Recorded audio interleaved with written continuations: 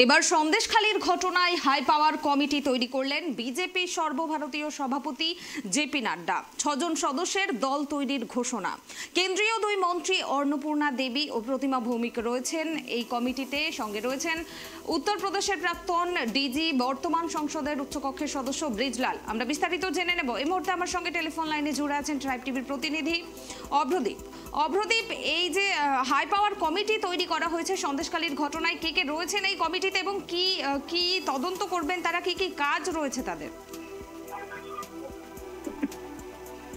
একদমই, দেখো, সন্দেশখালীতে যে ঘটনা ঘটেছে, যে সুকান্ত মজুমদার থেকে শুরু করে বিজেপির রাজ্যের শীর্ষ নেতৃত্বের উপরে যে আটকানোর ঘটনা ঘটেছে, তার পাশাপাশি মহিলাদের উপর যে অত্যাচার ঘটেছে, সেই বিষয়ে কিন্তু আজকে গতকাল রাত্রে জেপি নাড্ডা সর্বভারতীয় সভাপতি তিনি একটি হাই পাওয়ার কমিটি গঠন করেছেন। সেখানে 6 সদস্যের দল ঘোষণা করেছেন। কেন্দ্রীয় দুই মন্ত্রী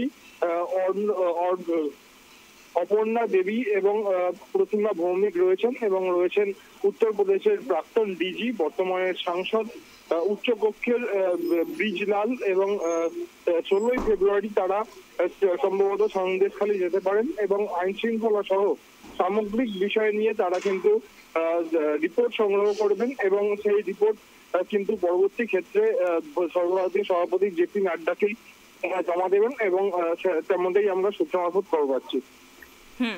ধন্যবাদ অভ্রদীপ। আপনাদের জানিয়ে রাখবো, সন্দেশখালীর ঘটনাতে এবার হাই পাওয়ার কমিটি তৈরি করেছেন বিজেপি সর্বভারতীয় সভাপতি জেপি নাড্ডা, এবং 6 সদস্য রয়েছে এই হাই পাওয়ার কমিটিতে।